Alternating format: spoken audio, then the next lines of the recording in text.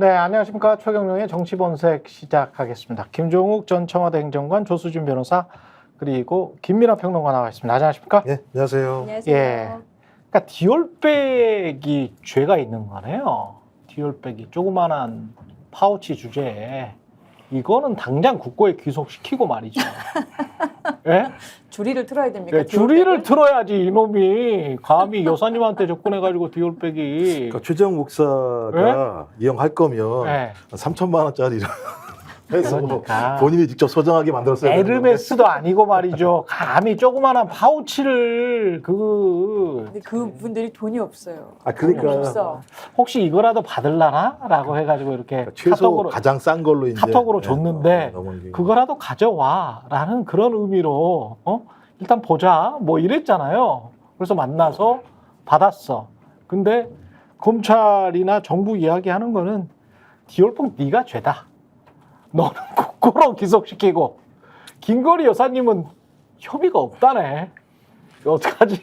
근데 이게 그건 따지고 보면 진짜 다른 나라기처럼 얘기하는 우리 네. 현행법에 의하면 네. 1회에 100만 원 이상 받으면 그 뇌물이나 청탁집에 걸리는 사안이잖아요. 네.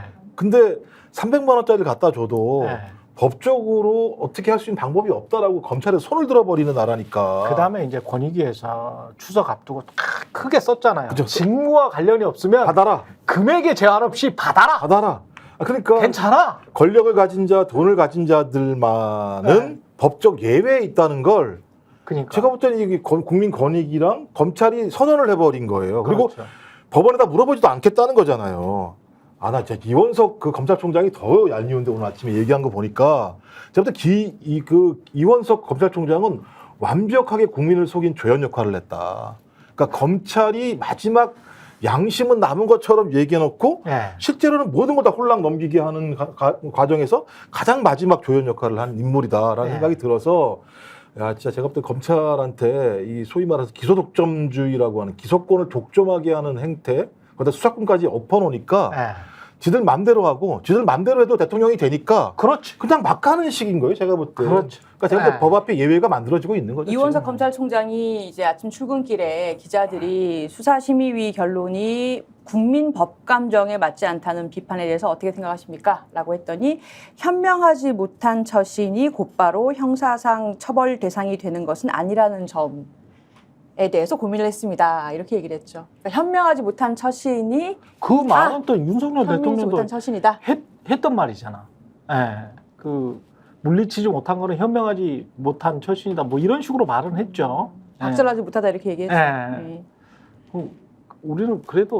우리는 만약에 근데 이렇게 현명하지 못한 처신을 하면 우리는 구속되겠지. 보통 현명하지 네. 못한 처신을 이렇게 공직자 부인들이 가족들이 하면 다 감옥 가지 않나요? 공직자가 감옥을 가거나. 예. 김연아 평론가는 300만 원 디올백을 어떻게 이 처리하는 과정이나 이런 걸 보면서 깊은 비통에 빠지셨는지 말을 잊지를 못해요. 말을 하지를 못하네. 예. 말을 하면 뭐 글쎄요 하도 많이 얘기를 해가지고 네. 이거를 이제는 생각이 없어요. 이런 결론을 앞에 놓으면은 그냥 수사심의에 이거 불기소 공고 나왔습니다. 예상대로 됐구나 네. 이제 이렇게 생각하는 건데 물론 누가 수사심의에 누가 들어갔는지 그 안에서 누가 무슨 논의를 했는지 표결을 한 것인지 표결을 했다면 몇 대 몇으로 나온 것인지 이런 걸 하나도 가르쳐주지 않았기 때문에 그렇죠. 그 내부의 논의에 대해서 뭐라고 코멘트할 것도 없고 이렇게 되니까 오죽하면은 그 재심 전문 변호사 박준영 변호사라고 있지 않습니까?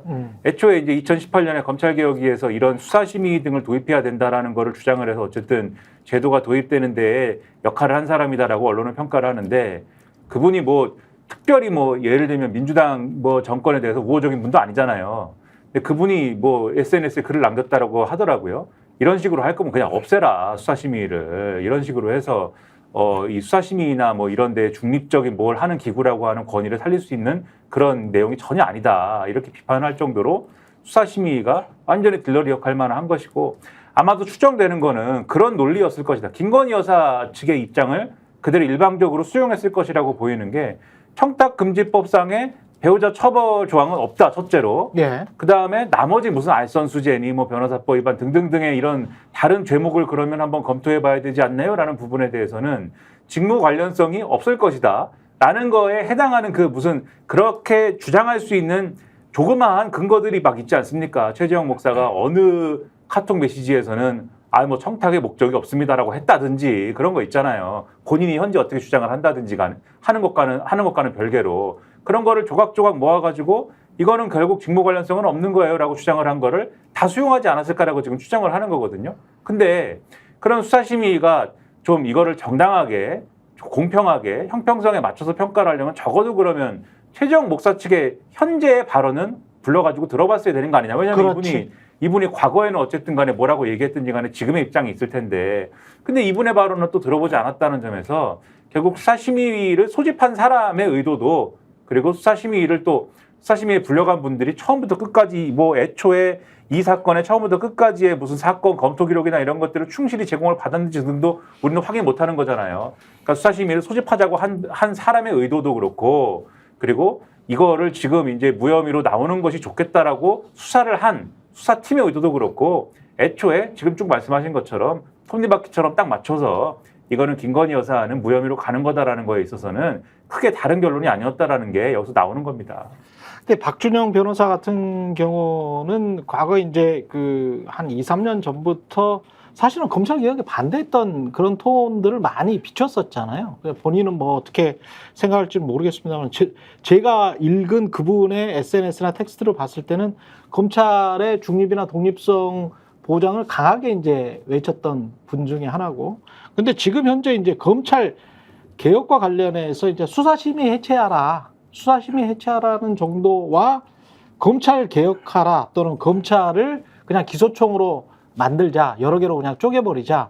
요때 가면 또 이런 분은 어떤 식으로 변할지는 또 모르겠어요. 말씀하신 부분 중에 검찰의 독립성이나 중립성은 지켜야죠. 검찰의 독립성이 지금 훼손된 거 아닙니까? 지금 상황은. 아니, 그렇죠? 잠깐만. 그러니까 그 부분만 잠깐. 그런데 박준영 변호사의 문제에서 제가 지적하고 싶은 거는 윤석열 검찰총장 징계 국면이나 이럴 때 지금 결과적으로 보면 과연 제대로 판단했던 거냐 이건 제가 묻고 싶어요. 그래서 그 부분을 말씀하시는 게 오히려 지금 말씀하신 맥락에는 맞는 것 같다. 아니 그러니까 요런 점에 그러니까 검찰이라고 추상적으로 하나의 이제 어떤 기구나 우리가 그럼 법무부 믿을 수 있어? 또는 뭐 대통령실 믿을 수 있어? 요렇게 이야기하면 안 되고 지금 현재 검사 집단 믿을 수 있어? 저는 이렇게 이제 말을 바꿔야 된다고 봐요. 그러니까 검찰 개혁이나 검찰의 중립성이나 무슨 언론 개혁이나 언론의 중립성이나 독립성 보장해야 되지. 보장해야 되는데 이렇게 말을 바꿔볼게요. 그러면 KBS에서 지금 박민 체제에서 일하는 사람들, 일하는 기자, PD들 믿을 수 있어? 요렇게 이제 물어보면 상황이 전혀 다르단 말이죠. 그 다음에 이제 지금 현재 윤석열 정부 검찰에서 또는 문재인 정부 검찰에서 일했던 사람들 그때 말 다르고 지금 말 다른데 좀 믿을 수 있어? 라고 하면 그 사람들은 아마 생각이 다를 거예요. 제가 봤을 때는 다음에 아마 정권 바뀌면 내가 검찰총장 해야지 라고 하는 사람들은 분명히 있을 거야. 그런 사람들은 있어요. 제 주변에도 그런 사람들이 건너서 들려요. 아, 다음번에는 누가 검찰총장이다. 그러나 검찰을 개혁해야 되겠다. 검찰이 굉장히 독립적이고 그 중립적이지 못했기 때문에 검찰 자체가 개혁돼야 된다. 어떻게 제도적으로 개혁돼야 되냐? 그게 설사 검찰의 힘이 빠지는, 검찰의 권력이 약화되는 방향으로 간다고 하더라도 검찰을 철저히 개혁해야 된다라는 안의 목소리는 이문정 검사 정도를 제외하고는 누가 한 적이 있습니까? 그러니까 말이죠. 네. 그 말씀이 맞는데 그 말씀을 정리를 하면은 그러니까 좀 정리를 하면은 그 말씀이 틀렸다 맞았다 이 말씀을 드리는 게 아니고 맞는 말씀에 대해서 정리를 하면은 검찰의 독립성과 중립성을 지켜야 되는데 그렇죠. 이거를 지켜주려고 했던 노무현 전 대통령도 배신당했고 그렇죠. 왜 그랬냐면은 지금 말씀하신 대로 검찰 집단이 그걸 지킬 생각이 전혀 없는 가운데 그렇죠. 자기가 필요할 때만 자기들이 필요할 때만 검찰의 중립성과 독립성을 외치고 그리고 이런 정권 하에서는 스스로 그것을 훼손하지 않습니까? 그렇죠. 그냥 훼손하는 거예요. 그러면은 제가 볼 때 검찰이 중립성과 독립성을 지켜라라고 얘기하는 거는 제가 볼 때는 그렇게 얘기하는 건 할 수 있어요. 누구든 간에. 얘기하는 것까지는 제가 볼 때는 얘기할 수 있어요. 그러나 실질적으로 이런 일이 일어났을 때 네. 어떻게 할 것이냐, 제도를 어떻게 바꿀 것이냐의 문제에 있어서 이제는 더 이상 검찰더러 이제 너희가 이렇게 잘못을 했으니까 중립성과 독립성을 한번 지켜봐. 이렇게 접근하는 거는 더 이상 소용이 없다. 맞아요. 이 얘기를 하는 게 중요한 것이다라는 같은 거예요. 말인데 중립성과 독립성을 지키자라고 과거부터 해왔던 사람들이 지금 상당히 조용하다가 박준영 변호사처럼 경우처럼 이렇게 이제 수심이 관련해서 이 SNS에 쓰고 그것을 아주 굉장히 중요한 의견인 양 받았은 언론에 대해서도 저는 탐탁지 않게 생각하는데 중립성이나 독립성이라는 그런 말 자체나 그런 주장들이 본인들의 알리바이를 만드는 식으로 활용이 많이 돼 왔다는 거죠. 그걸 이제 지적 드리는 겁니다. 그러니까 말씀하신 네. 것처럼 검찰한테는 발언권을 주면 안 돼요. 음. 왜냐하면 검찰총장 입후보자가 됐던 윤석열 당시 검찰총 후보자는 예. 문재인 정부가 물어봤어요. 검찰 개혁에 동의하냐고. 다 동의한다고 얘기했어요. 그랬죠. 그래놓고 아무것도 안 했어요. 그 다음에 그 바로 아래 수하에 있었던 한동훈이 권력을 잡으니까 자기가 검찰 개혁에 저항해서 그걸 막기 위해서 법무부 장관이 됐다고 얘기를 한 상황이에요. 그러니까 저는 검찰은 신뢰할 수가 없다. 이번에 이원석도 마찬가지입니다. 오늘 발언하는 내용 보면 진짜 못된 정치를 배웠는데 부족하다고 판단될 수 있겠지만 이번 판단이요. 상대 진영이나 정파에서 일어난 일이라면 어떻게 반응할지 생각해보고 논란의 소지가 없도록 매듭지어야 한다고 생각한다. 말도 안 되는 얘기를 갖다 짓거리고 앉아 있어요.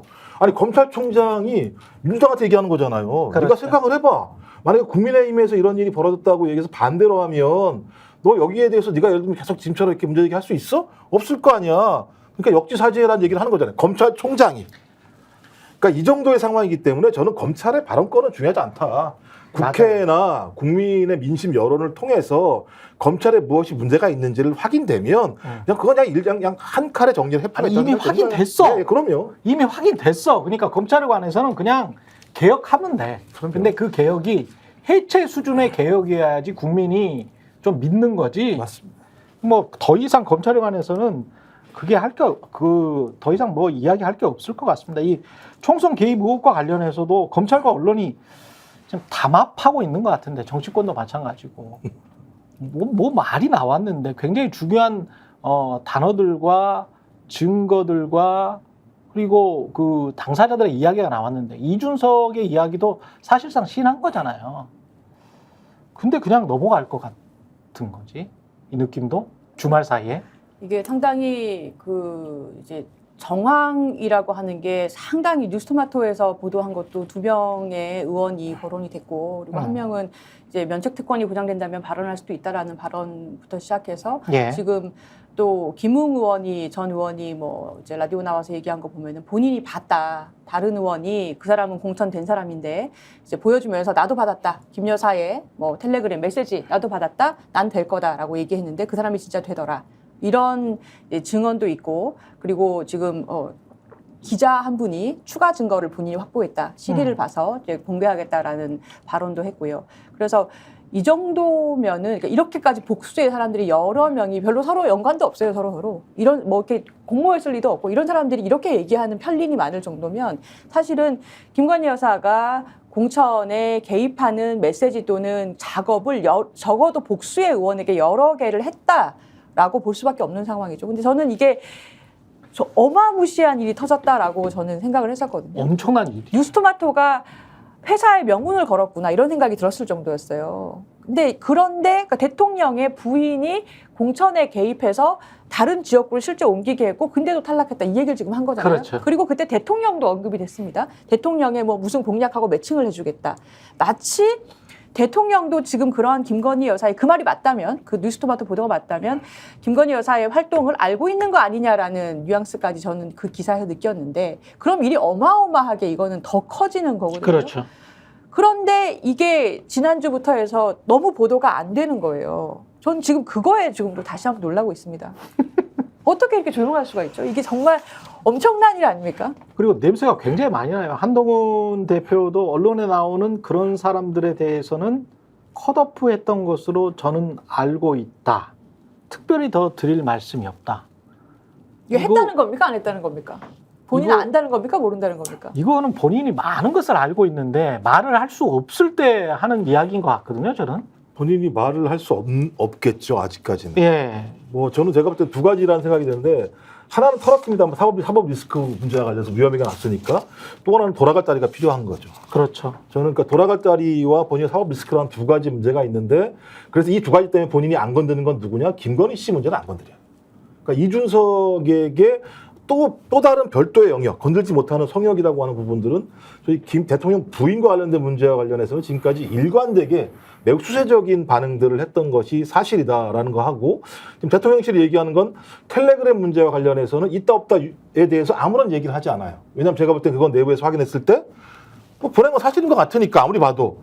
과거에 한동훈한테도 실제적으로 공천을 하고 있고 선대위원장을 하는 사람한테도 텔레로 문자를 보낼 정도의 상황이니까. 그렇죠. 그 외에는 또 그 당시 정황을 보게 되면 많은 기사가요, 도처의 검사가 꽂힐 가능성이 높다, 공천될 가능성이 높다, 이런 얘기들이 엄청나게 많이 퍼졌었던 상황이었던 거죠.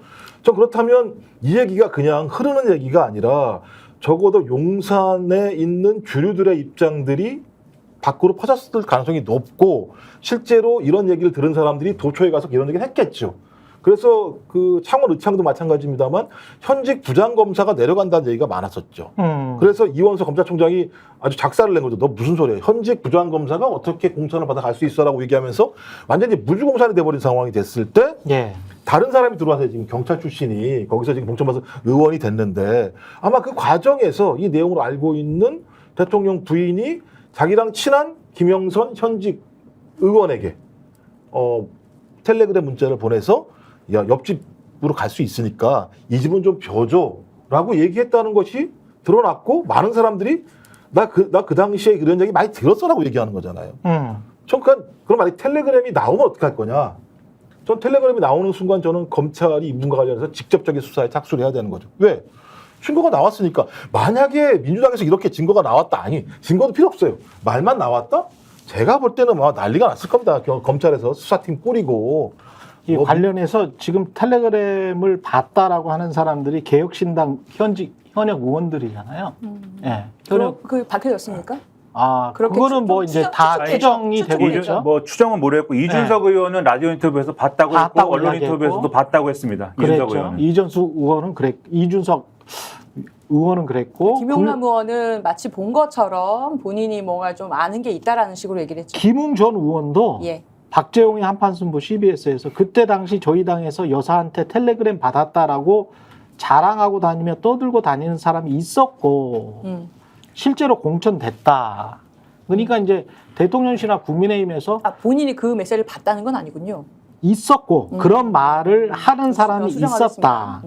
문제는 이 이야기를 믿지 않는 사람이 없다는 것이다. 이렇게 이야기를 했죠. 좋을 것이 예. 왔다. 이렇게. 그러면 개혁신당의 이준석, 그다음에 국민의힘 전 의원 김웅, 이렇게 약간 자유로운 사람들은 봤거나 있었다. 그렇게 떠들고 다니는 사람들이 그렇게 이야기를 하고 있는 것이니까, 이게 만약에 민주당의 전 의원, 그리고 민주당에서 떨어져 나간 무슨 새로운 미래의 현역 의원이 이런 주장을 했다.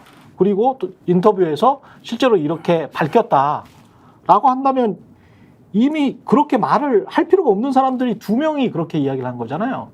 그럼 굉장히 신빙성이 있는 거 아닙니까? 그렇죠. 그리고 네. 이준석 의원이 개혁신당의 이준석 의원의 정확한 멘트는 캡처한 걸 봤다고 했단 말입니다. 그렇죠. 그냥 그 사람이 지금 거짓말할 이유가 뭐가 이유가 있어요? 없지. 아무 이유가 없어요. 네. 아마 저는 이거는 녹취 갖고 있는 사람도 있을 거라고 봅니다. 텔레그램만으로 한 게 그렇지. 아니라 전화도 했을 것이기 때문에, 그래서 아마 증거는 많을 것이라고 보고, 다만 국민의힘 내부에 지금 뭐 그 일 이후에 공천을 실제 받은 사람들이라든가 현역 의원들은 말하기가 어려운 처지이기 때문에 얘기를 안 그렇죠. 하는 것이고, 당을 예. 떠난 사람들이 얘기를 하는 것이고, 또 하나 저는 한동훈 대표 관련해서는 한동훈 대표가 애매하게 얘기한 게 저는 상당히 의미가 있다고 봐요. 그렇죠. 그러니까 이게 한동훈 대표한테는 역설적으로 그렇게 불리한 상황은 아닐 거예요. 한동훈 대표가 지금 용산하고 계속해서 대립각을 세우고 있고, 뭐 1차전, 2차전 이렇게 불릴 정도로 충돌이 여러 번 있었잖아요. 근데 지난번에 김건희 여사가 사과하겠다 하면서 당대표 선거 때 본인이 그런 문자가 본인이 공개한 건 아니지만 공개가 되면서 한동훈 대표가 상당히 그 선거에서 수세에 몰릴 뻔한 적도 있고 해서 계속해서 이 대립구도에 좀 있다고 볼 수가 있고 그런데 한동훈 대표는 사실은 최상병 특검이라는 용산 대통령에 대해서 위협을 가할 수 있는 카드를 갖고 있었는데 이번에 또 김건희 여사가 총선 개입설에서 그러면 한동훈 대표가 사실 제일 아는 게 많을 거예요. 그래서 본인은 사실 당대표로서의 역할을 해 나가면서 대통령실에서 개입을 하려는 것을 본인은 어느 정도는 지금 방어를 해야 되는 그런 위치에서 지금 이 총선 개입설 자체도 애매하게 멘트를 한 것은 본인도 알고 있는 것이 많다라는 뜻이 아닌가 저는 그렇게 보입니다. 그러니까 그렇게 볼 수밖에 없는 게 한동훈 대표가 컷오프 됐다 이렇게 얘기하는 거지 않습니까? 컷오프 됐다라고 얘기하는데 컷오프가 됐다라는 거는 뒤집어 얘기하면은 컷오프를 시킨 사람은 누굽니까 그러면? 그러니까 실질적으로 권한해 가지고 이렇게 결정을 했다라기보다는 그 권력의 커튼 뒤에서 김건희 여사가 예를 들면은 어디로 가십시오. 그러면 김영선 전 의원 입장에서 생각을 해보면은 김건희 여사가 어디로 가라고 했을 때 나는 그러면 김해로 지역구로 옮기면은 공천을 받겠네. 이렇게 생각할 수밖에 없어요. 사람 심리라는 게. 그런데 내가 컷오프가 됐단 말이에요. 컷오프 됐다라고 할 때는 물론 배신감도 있고 나를 속였어 이렇게 되겠지만 그렇겠지만 되는 거를 막은 사람이 있을 거 아닙니까? 그러면은 마찬가지예요. 그리고 김건희 여사가 지금 아까 김종국 박사님 말씀하신 김건희 여사가 이 김영선 전 의원 치우고 추천을 하려고 한 사람이 있을 텐데 꽂으려고 했던 사람이 있을 텐데 그 사람이 컷오프 됐다 지금 이런 식으로 얘기하는 거잖아요. 지금 국민의힘 사람들은 컷오프 시킨 사람이 있을 거 아닙니까? 그건 누구냐? 그럼 그거는 자연스럽게 된 일이냐? 장해찬 전 청년 최고가 그렇게 주장을 했습니다. 김건희 여사가 공천에 개입을 했으면 내가 그렇게 무소속 출마하고 이러지 않았겠지. 이거는 오히려 거꾸로 의심스러운 거예요. 왜 당신은 무소속 출마를 했습니까? 누가 시켜서? 얘기가 이렇게 되는 거거든요. 그러니까 이 얘기를 잘 거슬러 가서 그 당시를 잘 복기를 잘 해보면은 한동훈 비대위원장이 당시에 비대위원장으로 갈 때부터 김건희 대 한동훈 구도가 이미 그때 있었어요. 잘 생각을 해보시면 모든 이슈가 지금 다 복기를 해보면은 시작할 때부터 뭐였습니까? 김건희 특검 받을래 말래가 있었죠. 김건희 특검 받을래 말래에서 그 당시에 조선일보라든지 이런 신문들 붙어가지고 뭐라고 했습니까? 한동훈 입장은 김건희 특검을 받긴 받는 건데 조건부 수용이야 이렇게 정리했죠. 그래서 난리가 났죠. 난리가 나서 나중에 보니까 그때 이미 시작하자마자 대통령이 너 그만둬 이거 한 번 했죠. 너 그만둬 한 번 하고 그 다음에 이게 한동훈 비대위원장 취임하기 전부터 있었던 일인데 취임한 이후에 또 뭐 갖고 충돌했습니까? 알고 보니까 이거 명품백 가지고 내가 사과해야 돼? 김건희 여사가 문자 보내면서 이거 갖고 또 충돌했죠. 그리고 지금 보니까는 이런 충돌이라는 게 그 이전부터 계속 쌓여왔는데 당연히 공천 관련해서도 김건희 여사가 누구더러 여기 지역구 가라 저기 지역구 가라 했으면은 당연히 한동훈 비대위원장 입장에서 충돌했을 거 아닙니까? 김건희 여사 시도를 막았을 거거든요. 그때 평론가들이 다 국민의힘의 공천 구도를 뭐라고 얘기를 했냐면은 용산에서 한 50명 정도 준비하고 있다. 용산발 공천 대기조를. 그래서 이것을 한동훈 비대위원장이 얼마나 수용할지 얼마나 막아낼지 그 과정에서 현역 의원을 얼마나 살릴지가 포인트다. 이렇게 정리를 막 했었거든요. 근데 현역 의원들이 많이 살지 않았습니까? 그 과정에서. 결과적으로 뭐냐? 용산에서 50명을 준비한 게 아니고 김건희 여사가 50명을 중심으로 50명을 준비했다고 하면 이 얘기가 퍼즐이 쭉 맞는 느낌이 있다. 그러면 이게 그러면 결국 뭐냐? 그때부터 이미 싸우고 있었던 거예요. 두 사람은 어떤 형태로든지 간에. 그렇게 볼 수밖에 없는 거죠. 그러니까 일단 한동훈 대표는 모를 리가 없을 거예요. 제가 농담 삼아 얘기하는 건데 아니 부스럭 소리를 듣고도 그게 돈인 줄 아는 양반이 이거를 모른다는 게 말이 되나요? 그리고 본인이 선거를 다 관여하고 공천을 주게 되면 모든 정보가 다 들어와요. 그 정보를 가지고 판단하는 거예요. 그러니까 지금 얘기하는 거 뭐냐면은 김영선은 원래 와도 안 됐다. 또 자체 내에 후보에 대한 기준점에 통과되지 않았기 때문이다라고 얘기하면 김건희 씨는 기준점이 안 되는 걸 알면서 김영선을 일로 보냈다는 얘기밖에 안 되는 거기 때문에 그냥 김영선을 날린 거나 마찬가지 상황이 벌어진 거죠. 또 하나는 김건희 씨가 왜 개입할 수 있었냐고 얘기하는 건 한동훈 선대위원장 얘기가 아니에요. 이철규라는 인물이 있기 때문에 그런 거예요. 이철규가 공관이었잖아요. 가장 중요한 핵심 인물 중에 하나였었고. 그러면 이철규 의원은 어떤 의미가 있습니까? 저희 대통령의 최측근으로 불리고 있고 선거 과정에서 대통령의 모든 입장을 대변했던 것이 이철규 의원이었어요. 네.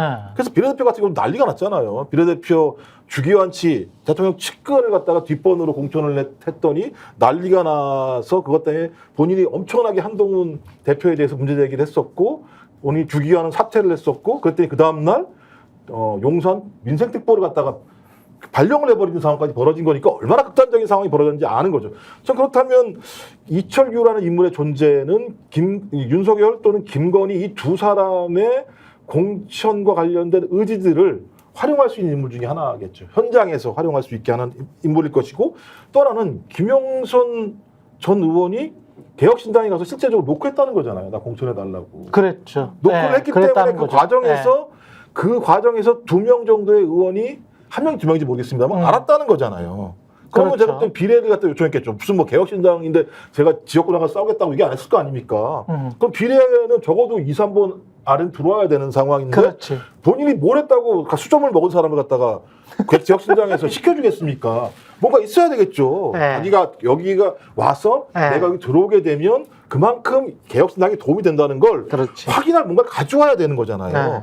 근데 이 사실이 없다면 텔레그램밖에 없다라고 판단할 수밖에 없는 측면들이 있는 거죠. 그런 거라도 만약에 있었다면 폭로하면 개혁신당에 도움이 되고, 그렇죠, 그렇죠. 예, 개혁신당 투표율에 많이 도움이 되겠죠. 윤석열 정부를 공격함으로써. 그렇죠. 이런 과정을 당시에. 쭉 이렇게 보면 예. 텔레그램의 존재가 없다고 하더라도 그냥 정황상 갔을 거라고 하는 건 명백한 거잖아요. 근데 이게 뭉갤 것 같아. 이것도 이제 뭉개고, 지금 저 주가 조작 의혹과 관련해서도 9월 12일 날 이거 방조범으로 손 씨랑 김건희 씨랑 이게 두 사람을 1대1로 비교하는 것도 저는 문제가 굉장히 네, 맞습니다. 많은 거 아닙니까? 왜냐하면 김건희 씨 같은 경우는 그 주가 조작 그 시기에 서로 간에 연락하고 직접 매매하고 딱 그 시세 조정이 일어날 때 딱 그 시점에 스스로 매매를 했잖아요. 대신증권에 전화해가지고 막 매매하고 이런 것들이 있기 때문에 이것과 손모 씨는 직접 그런 게 있는지 없는지는 모르겠습니다만 이 사람은 전주 플러스 방조를 했다. 주가 조작을 하고 있는데 방조를 했다는 건데 이것과 손 씨와 묶어서 손 씨가 만약에 방조범으로 유죄가 나면 검찰이 그렇게 구형을 때렸기 때문에 김건희도 기소는 최소 될 수 있는 거 아니야? 뭐 이제 검찰과 언론은 이렇게 1대1로 비교를 하면서 최소 방조범으로는 어떻게 해볼 수 있지 않겠니? 있을 수 있는 거니? 뭐 이런 이야기인 것 같은데. 그러니까 이게 예. 손 씨라는 사람도 똑같이 예. 계좌를 제공한 일명 쩐주라고 하잖아요. 그렇죠. 쩐주기 때문에 지금 비교를 계속 하는 겁니다. 음. 왜냐하면 그동안 이제 그런 재판에서 주가 조작 재판에서 쩐주가 처벌되는 사례는 좀 드물었어요. 그래요. 예, 예. 그렇기 때문에 예. 계좌만 제공한 경우에는 명백하게 공모했다라는 예. 추가 증거가 있어야 되는데 그런 게 있을 리가 잘 남길 리가 없기 때문에 그렇죠. 그래서 지금 손모 씨를 방조죄로 변경해서 너 적어도 이거는 알고도 한 거 아니냐, 계좌 제공한 거 아니냐라는 점에서 이 사람이 유죄가 난다면 김건희 여사는 이것보다 훨씬 심한 전주거든요. 그렇죠. 그래서 이 사람이 방조죄 유죄가 난다면 적어도 김건희 여사는 최소 방조죄다. 최소 방조죄부터 시작이다. 네. 그때부터 스타트 이거다라고 보기 때문에 지금 이번 주에 선고 나지 않습니까? 항소심 선고가 12일이죠. 그래서 손모 씨에 대해서 주목을 하는 거고 또 하나 손모 씨가 유죄가 될 것이냐를 주목하는 가능성이 상당히 있다고 지금 주목하고 있는 게 방조죄로 그 공소장 변경된 게 검찰에서 알아서 했던 게 아니잖아요. 그렇죠. 재판부가 이 사건을 다 읽어본 다음에 아니 이거는 근데 검찰에서도 항소이유서에서 살짝 얘기를 하긴 했지만 이거는 방조죄가 추가돼야 되는 거 아닙니까? 공소장 변경 검토해 보세요. 재판부가 앞으로 선고 내릴 재판부의 요구로 검사가 그 검토해서 바꾼 거거든요. 예. 그러니까 그러면은 사실은 판사도 지금 그런 이 사람 방조죄는 되는 거 아닌가? 이거 왜 기소 안 됐지? 예. 라고 생각했다는 거지 않습니까? 그렇죠. 그래서 이번 주 선고에서 상당히 가능성이 높지 않은가 이렇게들 생각하고 있는 거죠. 최소 방조죄는 가능하다. 근데 최소 방조죄가 되든 안 되든 간에 만약에 이제 시나리오가 그러면 두 개가 있겠네. 방조죄로 일단 검찰은 구형은 했어요. 3년에 뭐 500만 원인가 이렇게 구형은 했죠. 구형은 했는데 요게 이제 선고가 되느냐, 유죄로 선고가 되느냐, 안 되느냐. 됐을 때는 김건희에 대한 화살이 더 많이 돌아갈 것이고 안 됐을 때는 이거를 면죄부로 해서 그런 뭐 방조제도 안 되니까 손 씨와 김건희는 같은 지금 그룹이니까 우리는 김건희에 관해서는 별로 양심의 가책이 없이 불기소하는 게 맞다고 봐라고 이렇게 가른 겁니까? 어떻게 보세요? 검사들이 검찰이 지금 최근에 수상한 정황이 있었죠. 그러니까 도이치모터스 전주가 기소된 사람은 뭐 6명인가 8명인가 몇 명 안 되잖아요. 예. 근데 사실 그 계좌 제공했다라는 전주가 사실은 91명이 더 있어요. 있었지 않습니까? 근데 이 사람들을 지난 몇 년간 그냥 냅뒀다가 최근에 몇 달 전부터 갑자기 불러가지고 전수조사를 지금 했다는 거 아닙니까? 당신은 어떤 정황으로 이렇게 했겠죠. 어떻게 해가지고 계좌는 왜 제공했고 어떻게 했습니까? 이런 식으로. 그러니까 이걸 갑자기 왜 하냐는 겁니다. 지금 도이치모터스 항소심 선고를 앞두고 몇 달 전부터 7월인가부터 불러가지고 91명을 전수조사를 하고 있어요. 예. 다 했답니다 또. 예, 그러니까 지금 검찰이 이게 지금 수상한 정황이라고 저는 보는데 아마 항소심 결론에 대비해서 뭔가 만들 카드를 만드는 거 아닌가? 그러니까 이제 국민들의 저 같은 아니면 일반 법조인의 그냥 시각으로 봐서는 사실 김건희 씨가 그동안 판결문에 다 드러난 또는 검찰의 이런 내부적인 자료 중에서 재판 과정에서 공개된 것만으로 봤을 때는 일반 국민이었다면 벌써 기소됐을 사건이기 때문에. 그렇죠. 예. 그래서 지금 검찰을 믿기가 어려운데 기소된 6명을 뺀 나머지 85명이네요. 재검토를 했다는 건데 그러면 이 사람들을 보니 예를 들면 뭐 그냥 상상을 한번 해보면 손 씨랑은 이런 점이 다르고 김건희 여사하고는 이런 점이 비슷한 사람이 있는데 이 사람 우리가 이제 불기소할 겁니다. 그렇겠지. 예. 그러니까 사실은 손 씨 다르고요. 김건희 여사 다르고요. 그리고 이거 뭐 A 씨, B 씨 지금 이 85명 다릅니다. 다 달라요. 흔히 말하는 거 이런 걸 물타기 한다고 하지 않습니까? 다른 이렇게 주식 같은 것도 다른 그렇지, 거 그렇지. 더 넣어. 그렇지. 그래서 손실을 줄인다고 뭐 하잖아요. 그러니까 그래서 아마 저는 이렇게 예상을 해봐요. 이번 주 공범들의 재판은 손 씨가 저는 유죄가 날 가능성이 상당히 저는 있다고 그 언론에 나온 혐의 같은 걸 봤을 때는 생각을 하고 그런데 이원석 검찰총장이 도이치모터스 관련 김건희 여사 관련 수사 결과는 자기 임기 중에 내놓기는 어렵습니다 이렇게 얘기를 했거든요 오늘 아침에. 그래서 조금 더 검토를 하고 나서 이 여러 85명의 다른 전주들 결과를 기소 뭐 다 불기소하겠죠 아마. 불기소를 하고 검토해 보니 다양한 사례가 있었습니다. 이렇게 낼 가능성이 있다. 더 시간을 끌 것이다. 더 시간을 끌 수도 있겠네. 충분히. 저는 더 이해가 안 되는 게 그래요. 손 씨 뭐 예를 들면 이 차가 무죄가 났다고 하고 쳐요. 기소한 거잖아요. 그러니까 검찰이 기소했으니까 된 거잖아요. 그렇죠. 아니 무죄가 날 사람을 기소를 한 거잖아요. 따지고 보면요. 자기가 먼저 반성부터 해야 되는 거 아니에요? 따지고 보면. 그렇지. 이 상황? 그렇지. 반성도 안 하면서 손모 씨가 만약에 무죄가 나면 김건희 씨가 무죄라고 하는 논리를 만들어내는 아주 기가 막힌. 그러니까 진짜 거짓말을 얹고 있는 거예요. 검찰의 방식이라면 손모 씨보다 더 중한 일을 했기 때문에 당연히 손모 씨보다 먼저 기소해야 되는 게 사실이에요. 그렇지. 핵심적으로는. 그렇지. 그리고 재판 결과도 마찬가지입니다만 명의계좌 4개 중에 3개가 동원됐다는 거잖아요. 그리고 이 재판에서 1심에서 6명이 유죄가 됐고 102개 어떤 계좌. 그 거래 중에서 계좌 활용이 48건을 김건희 씨가 했다는 거예요. 그렇죠. 김건희와 그 최은선 씨 계좌. 그 다음에 다른 재판을 또 했는데 다른 사람이 걸려가 이 사건으로 작년 10월 달에 김건희 여사 명의의 일부 계좌를 공범들과 함께 시세조정에 쓴 사실이 인정된다라고 재판에서 나왔어요. 이 정도가 나왔는데 아니 손모 씨가 만약에 무죄가 나니까 기소 못하겠다고 얘기를 해버리게 되면 그 진짜 지금 웃긴 거죠. 이렇게 되면 진짜 이 권력을 갖는 것만이 유일하게 법 밖에서 살 수 있는 길이라고 하는 것을 갖다 확증해 주는 거잖아요. 그러니까 논리가 이상하게 돼버린 거예요.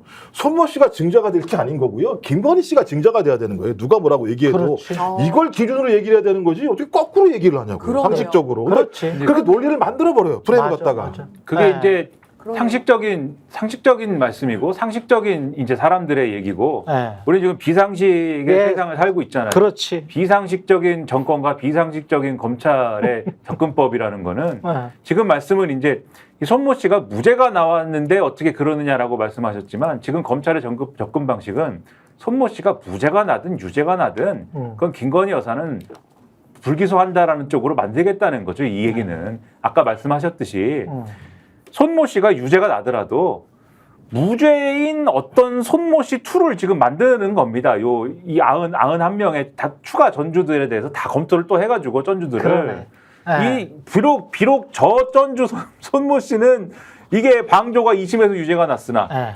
이 또 다른 전주 손모 씨는 우리가 계산을 해보니까 이 사람도 참 여러 가지 일을 하였지만 이 사람은 딱 검토했을 때 이 사람하고 이런저런 점이 달라가지고 이 사람은 우리가 불기소한다. 왜냐하면 죄가 아니야 이거는.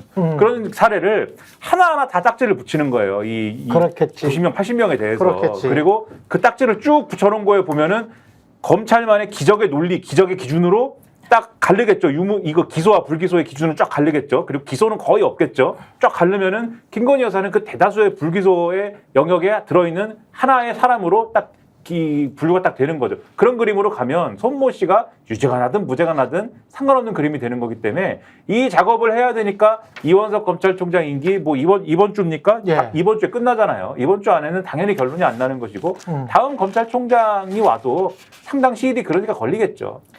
그래서 검찰의 기소 독점주의는 이거는 그냥 혁파를 해야 돼요. 이 사람들이 가지고 계속 장난치는 것을 이렇게 계속 보면서 검찰 논리 그대로 주장을 하고 그게 이제 검찰이 어떤 보수 정권의 개가 된 거죠. 이제까지 역사적으로 보면 수십 년 동안 보수 정권의 개가 되고 그 보수 정권들이 자신들의 기득권을 그나마 그래도 온전하게 지켜줬으니까 계속 이런 짓을 하는 겁니다. 근데 저는 이게 예. 공포스러운 게 말씀하신 네. 기소 독점주의랑 그다음에 수사심의 같은 경우가 기소 독점의 폐해가 있기 때문에 어떤 2018년에 만들어진 거잖아요. 그렇죠. 근데 기소 독점주의랑 수심위의 비밀주의가 결합되니까 완벽한 완전 범죄가 만들어지는 거예요. 그렇죠. 비밀주의 아래에서 소위 최재형 목사의 내용들은 전혀 거기에 들어가지가 않아요. 검찰과 김건희 씨 친 내용만 들어가요. 근데 기억나십니까? 경찰 수심위에서 수심위 위원장 한 얘기가 아니 내용이 온 게 경찰에서 준 자료밖에 못 받았기 때문에 그래 맞아요. 우리 이렇게 결정할 수밖에 없었습니다. 근데 뭔가 의심은 됐어요라고 얘기했잖아요. 청문회에 와서. 그랬죠. 그럼 예를 들면 청문회와 특검이 없다면 기소 독점주의와 검찰의 비밀주의 수사 심의가 결합되면 완전한 범죄가 만들어지게 되는. 그러니까 완전 범죄들이 성립이 되는 거예요. 그러니까 예. 이건 매우 공포스러운 거죠.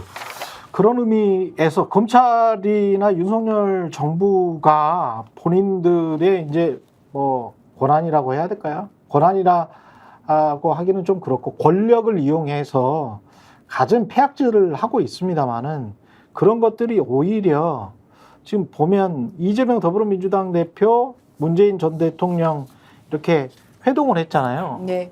만나고 이게 이제 이른바 진보 언론에서도 친명과 친문의 어떤 연대다. 상당히 오래 갈 것 같다. 이렇게 예상을 했던데 그렇게 정치적으로 예상 이야기할 것도 있지만 이게 오히려 진짜 확실한 어떤 단합? 민주진영의 단합을 몰고 왔다. 반작용으로. 검찰 정권의 반작용으로 그렇게 몰고 왔고 이게 굉장히 어떻게 보면 호재일 수도 있는 것 같아요. 사회를 개혁함에 있어서 아주 극악스러운 끝까지 지금 가고 있기 때문에 김건희 씨 디올백 그다음에 주가 조작 그 전에 또 최상병 특검 뭐 계속 있어 왔지 않습니까? 관련해서 사람들이 이제 아주 지긋지긋한 거를 느끼고 그리고 어지간한 거를 야권에 관해서 정치적으로 공격을 사법부를 이용해서 사법부 이 검찰권을 이용해서 공격을 한다고 하더라도 사람들이 잘 이제 안 믿을 어떤 토대를 마련해 준 거 아닌가 그런 생각도 들고요. 저도 네. 약간 동의하는 면이 있는데 지금 현실은 상당히 개탄스럽습니다만은 검찰 개혁이라는 그런 시대적 과제에 대해서 이렇게까지 국민들의 공감대가 형성된 적이 있었나? 그러니까 낱낱이 눈으로 목도를 하고 있잖아요. 그러니까 김건희 여사 총선 개입 같은 경우에도 이 공직선거법상의 후보 매수죄에 해당할 수 있는 사안이지 않습니까? 이것도 불법적인 요소가 있고. 이 옛날 박근혜 대통령이 이 비슷한 사건으로 징역 2년 받은 적이 있는 사건이죠. 그렇죠. 예. 그러니까 이렇게 지금 검찰이 뭐 흉기가 되는 현실을 개탄한다. 이게 이재명, 문재인 전 대통령 만남에서 나온 그 발언인데요. 그러니까 뭐 민주당이 재집권을 준비해야 된다 이런 얘기도 지금 문재인 대통령이 했잖아요. 그렇죠. 예, 그러니까 사람들이 그 말에 그래 지금 이게 나라냐? 이렇게 대통령 부인이 막 휘젓고 다녀도 법 위에 있는 것처럼 법 앞에 평등이 보장되지가 않고 기소도 되지 않고 뭐 수사도 검찰 불러가지고 콜검 불러가지고 특별하게 대우받고 그러니까 이게 지금 이 정권도 너무나도 잘못됐고 검찰도 개혁돼야 된다 이런 에너지가 점점 더 모이는 효과가 오히려 나고 있는 거죠. 재집권 준비와 관련해서도 이거를 당연하게 이제 들리는 목소리로 인식하게 된 것도 크게 바뀐 것 같습니다. 그 민주당이 이제 재집권 이런 이야기 하면 뭐 대통령 무슨 뭐 부정하냐, 에? 뭐 이런 이야기 했잖아요. 대선 부정하냐, 뭐 이런 이야기 하고. 이제 방법이 두 가지밖에 없는 네. 거죠. 그러니까 이거 탄핵을 시키거나, 네. 아니 세 가지 본인이 스스로 잘못을 인정하고 하야를 하거나, 아니면 저희 선거에서 우리가 이겨버리거나 이 세 가지밖에 없는 상황인데 그렇죠. 저 대통령을 보니까 하야는커녕 탄핵도 안 될 것 같은 느낌이 드는 거죠. 지금 예를 국민의힘 의원들 빡빡하게 108명이 지금 있는 상황이니까 마지막 할 수 있는 건 국민이 바랄 수 있는 건 탄탄히 뭉쳐서 앞으로 있는 남은 기간 동안 압도적인 여론의 우위를 통해서 선거에서 이기는 분밖에 없다는 생각이 드니까 이 얘기를 누군가 하면 그래 그렇게라도 돼야지라고 하는 고개를 끄덕일 수밖에 없는 상황인데 저는 언론도 문제가 많다는 생각이 들어요. 이런 문제가 나오면 무슨 뭐 친문 친명 이렇게 얘기를 하잖아요. 그러니까. 기본 방어권이에요. 그러니까 검찰이 이런 혐의를 얘기하면 당연히 헌법에 있는 소위 국민의 기본 방어권을 행사한다고 얘기해야 되는데 그렇죠. 이 얘기 쑥 빠져버리고 무슨 정치적으로 서로 딜을 하는 것처럼 얘기하는 거죠. 그걸 굉장히 정치공학적으로만 해석을 하더라고요. 그리고 내용을 보면 이게 2020년도 9월 달에 문재인 대통령 문제와 관련해서 국민의힘이 고발한 사건이잖아요. 그렇죠. 2023년까지 아무 문제 없다가 9월 달에 수사를 개시했다가 그때 이제 찬찬히 수사했어요. 그러다가 올해 5월 달에 선거 지고 난 다음에 민정수석이 신설되면서 민정수석이 들어오고 서울지검장이 바뀌면서부터 폭주하기 시작해요. 이 수사 내용 자체가. 그렇다면 민정수석실의 신설과 소위 검찰총장을 패싱하는 인사를 통해서 서울지검장이 수사를 하면서부터 갑작스럽게 모든 사안 자체가 바뀌기 시작했던 거죠. 그렇다면 이건 어떤 형태로든지 소위 위기에 몰려있는 윤석열 정부를 방어하기 위한 하나의 수단으로서 이 수사가 개입했다고 볼 수밖에 없는 측면들이 꽤 있는 거예요. 3년 동안 3년 넘게 묵혀놨다가 왜 그렇죠. 지금 와서 이 수사를 하고 있고 이 수사와 관련해서 온갖 내용의 피의 사실이 좀 공표가 되고 있잖아요. 그리고 이걸 언론은 막 써대고 있고 국민의힘은 봐라 언론의 내용들 사실 아니냐라고 공격을 하면서 공격을 하니까 갑자기 또 이제 둘이 추석 앞두고 전직 대통령과 현직 당대표가 처음으로 이제 뭐 연임입니다만 만나서 인사를 했더니 야 친명과 친문이 뭉쳐 그러니까. 이런 식의 얘기의 프레임을 짜버리면 그러니까. 그냥 이건 사법 리스크를 막기 위한 동맹밖에 안 되는 거예요. 지들 말대로 얘기하면 언론의 말대로 얘기하면 이게 저는 이른바 이제 진보 언론 제가 보고 직접 구독하고 있는 신문에서도 이렇게 굉장히 좀 정치공학적으로 먼저 프레임을 갖다 대니까 이게 맞나 싶더라고요. 약간 좀 저항감이 생기네. 맞아요. 근데 저는 사실은 지금 이재명 대표를 비롯한 민주당 지도부가 평산마을을 간 게 7개월 만이고 사실 뭐 추석 앞두고 있긴 하지만은 의도가 분명히 있는 거는 사실이죠. 무슨 의도냐면 그 언론들에서 얘기하는 것 같이 무슨 이 사법 리스크 무슨 뭘 하려는 게 아니라 지금 그 문다희 씨 관련한 검찰 수사가 시작되자 그런 얘기들이 있었어요. 이게 문재인 대통령에 대한 공격이기도 하지만 또 하나는 민주당 지지자들의 내분을 일으키려는 검찰의 수가 있다. 예.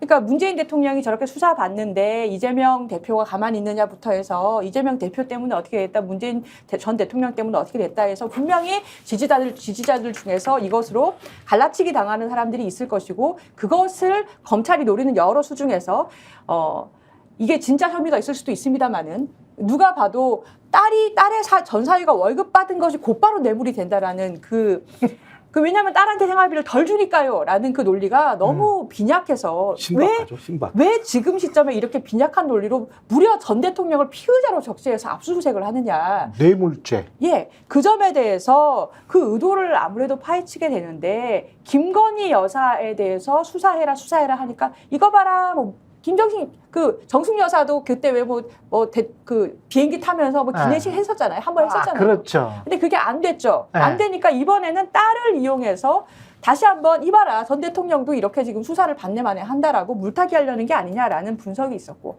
또 하나 검찰에서 만약에 정치적으로 노린 게 있다면 민주당 지지자들이 집결하는 것을 막으려는 게 아니냐라는 얘기들이 있었단 말이에요. 그렇죠, 그렇지. 그래서인지 이재명 대표가 계속해서 메시지를 여러 번 냈습니다. 이 사안에 대해서.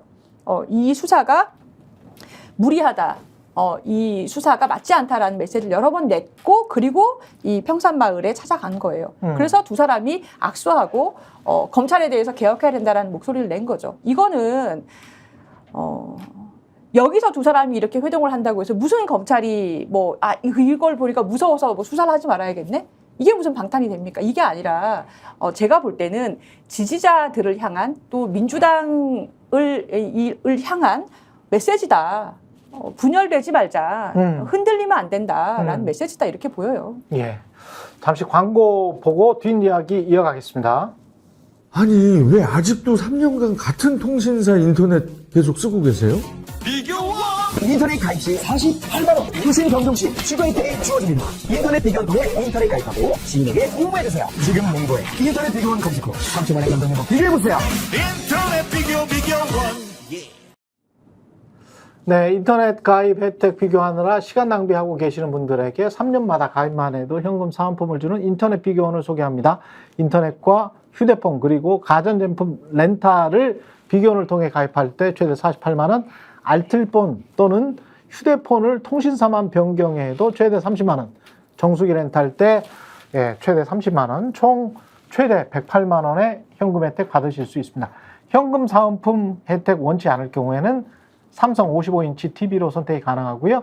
인터넷 신규 가입 후 소개한 친구가 가입할 경우 신세계 상품권 4만 원을 무제한으로 드리는 이벤트가 진행 중입니다. 그리고 가입 시 스픽스 유튜브 보고 왔다 이렇게 말씀해 주시면 고함량 비타민 B가 들어있는 웰세이브의 비타민 B 제품을 드리는 이벤트도 진행 중입니다. 지금 바로 1670-2571로 연락 주시거나 네이버에서 인터넷 비교원을 검색 후에 문의 주시기 바랍니다. 예, 이 민주당은 오히려 단합의 계기가 된 것 같아서 다행이고요. 그런 측면에서는 다행이고 김민석 의원이 계속 이 계엄과 관련해서 자신의 유튜브 채널에 만약에 계엄을 하면 문재인, 이재명은 반국가 세력으로 척결 대상이 될 것이다 라고 주장하면서 기존의 이제 주장을 계속 되풀이하고 있습니다. 예. 요거는 계엄과 관련해서 이제 완전히 끝을 봐야 되겠다라는 그런 메시지인지 아니면 뭔가 다른 어떤 생각이 있는 걸까요? 어떻게 보세요? 근데 제가 볼 때는 실질적으로 네. 이런 것들을 했다고 좀 보는 것 같아요. 실제로 이렇게 그러니까 했다. 이제 경비계엄 문제 같은 경우 이제 그 비상계엄과 경비계엄이 나눠져 있는데 경비계엄에 대해서 검토를 한 것으로 민주당에 있는 분들은 판단을 하는 것 같아요. 근데 경비계엄은 항상적으로 비상계엄과 연동이 되는 거니까 어떤 형태로든지 소위 그쪽 말에 의하면 소요죠. 예. 소요가 발생을 했을 때 특정한 지역에 경비계엄을 때리고 경비계엄에 맞서서 경비계엄 시에는 집회와 시위를 할 수 있는 거니까 예. 그것들을 또 빌미로 삼아서 비상계엄으로 갈 수도 있는 측면들이 꽤 있어서 이게 실행되건 실행되지 않건 어떤 형태로든지 예비적으로 이런 것들을 소위 서로가 협의했던 가능성이 꽤 있는 것 같다라는 판단의 징후들이 하나하나 나오고 있는 거 아니겠습니까? 예를 들면 경호처장이 방첩사령관, 그다음에 수방사령관 뭐 이렇게 3명을 불러서 만난 것부터 시작해서 또 그다음에 이상민 행안부 장관 같은 경우가 방첩사령부에 가서 소위 방문도 하고 식사까지 했는데 신원식 국방부 장관은 이 사실을 모르고 있는 상황이고, 근데 이 두 사람 자체가 실제로는 계엄을 건의할 수 있는 사람이다. 그러니까 지금 그 김용현 경호처장이 국방부 장관이 됐고, 그다음에 방첩사를 방문했던 이상민 의원이 행안부 장관이니까 그렇죠. 이 두 사람 같은 경우는 계엄을 건의할 수 있고, 그렇죠. 뭐 국무회의에서 그것을 심의한다고 하더라도 이 정도가 건의했으면 제가 볼 때 다 얘기가 된 거니까 이런 가능성이 모의 집단의 시나리오가 가능하다라는 측면에서 문제 제기를 하는 거죠. 그러니까 이 문제 제기랑 이 윤석열 정부가 진짜 계엄을 할 거야, 그건 다른 문제예요. 이런 음모들이 있다라고 얘기하는 것들은 시나리오가 존재하기 때문에 이 시나리오에 맞는 상황이 벌어지면 실화가 될 수 있잖아요. 근데 이게 실현되겠어라고 얘기하는데요. 이 2016년도 문건을 작성했던 그 당시 TF에 있었던 모 중령은 뭐라고 재판에서 진술을 했냐, 수사에서 진술을 했냐면 국방부 장관이 지시를 내리면 바로 실행할 수 있는 거다라고 진술을 했어요.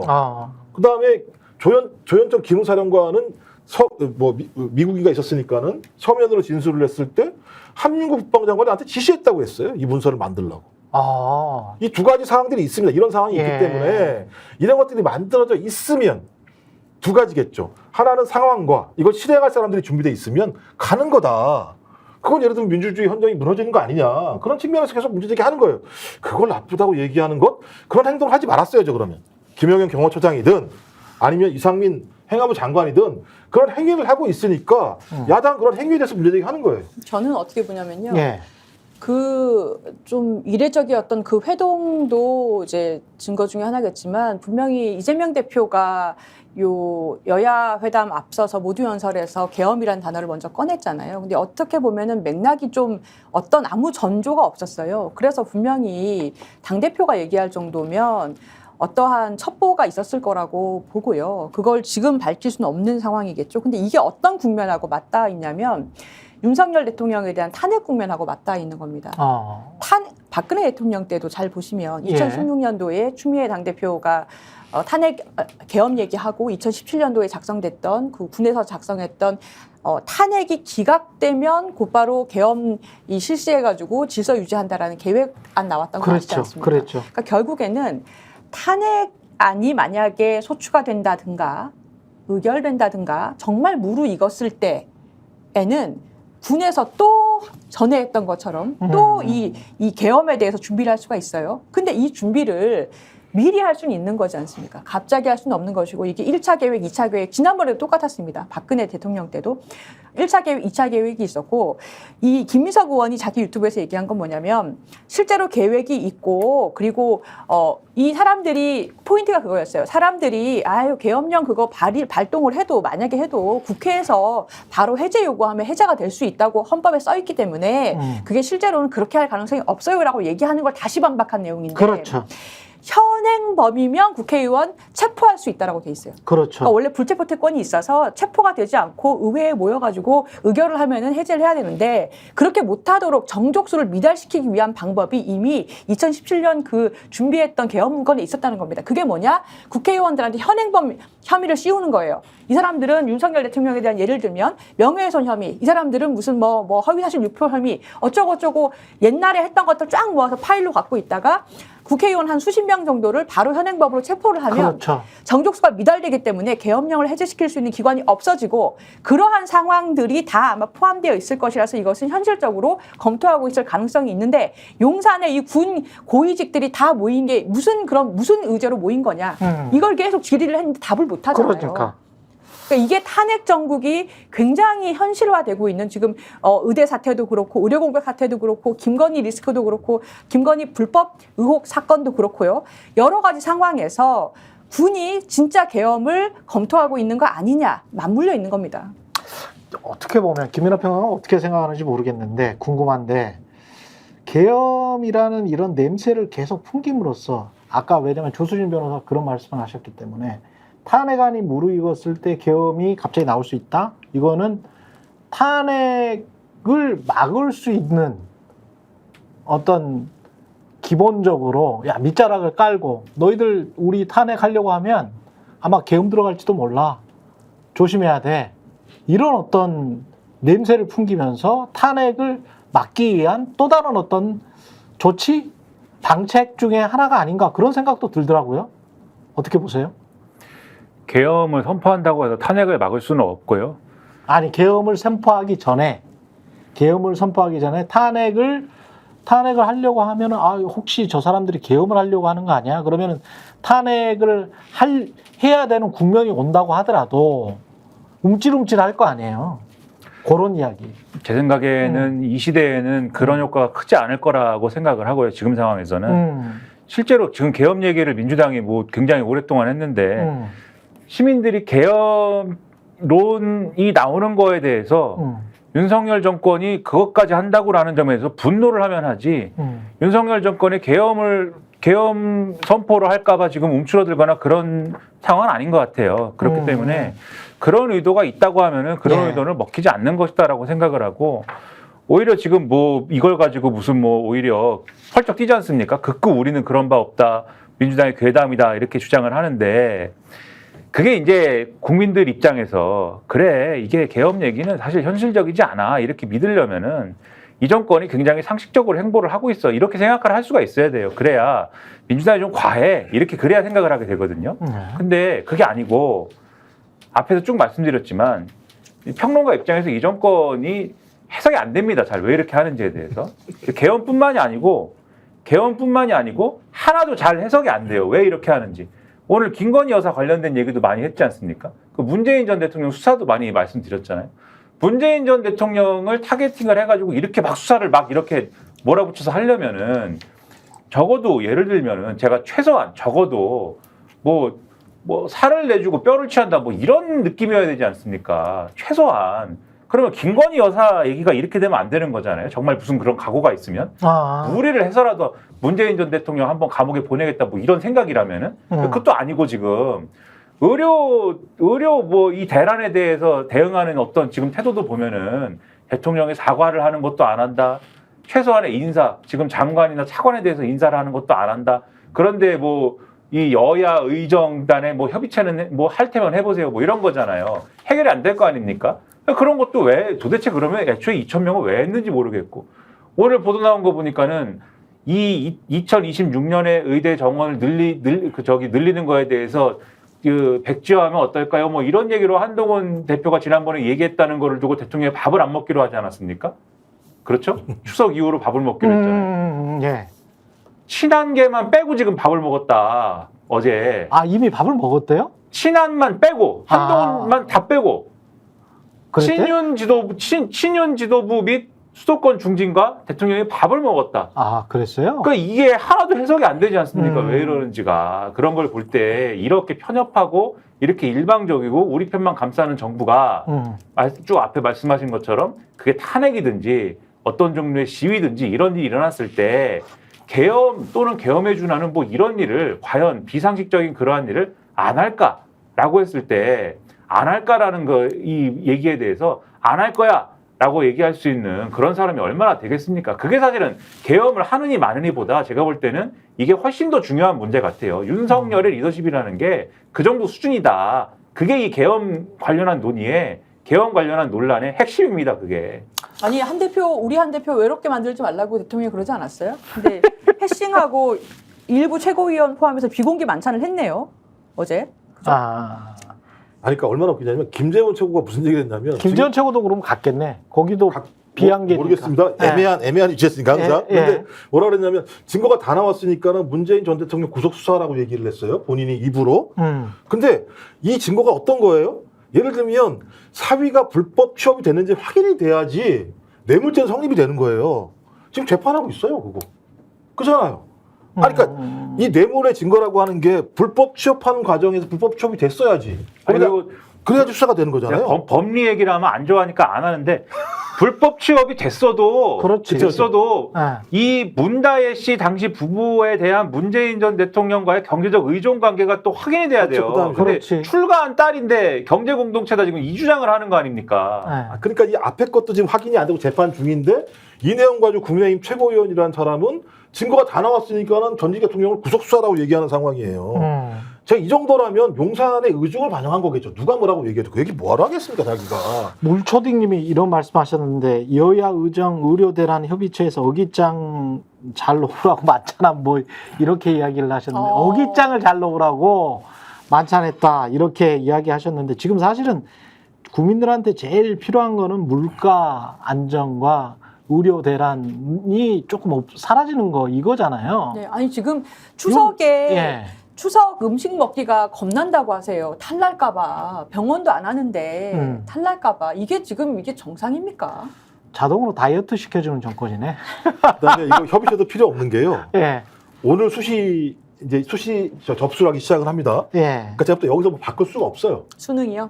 그렇죠. 그러니까 수시. 수시. 그러니까 오늘부터 시작이란 말이야. 그러니까 내일 또 예를 들면 의료 관련해서 정부에서 뭐 비전인가도 발표를 한대요. 그러니까 내년 그러니까 이건 아무 의미 없는 거예요. 내년 따지고 보면. 의대 정원은 바꿀 네. 수가 없는 게 수험생들한테 이미 다 공지를 했고 네. 그 친구들은 그거를 목표로 이미 계획을 세워서 지원을 할 거기 때문에 그렇죠. 이거는 지금 내년 거 바꾸면 위법일 가능성이 많아요. 그렇죠. 그러니까 내후년 거부터 지금 협상 대상입니다. 아니요. 근데 그것도 왜 말이 안 되냐면 예.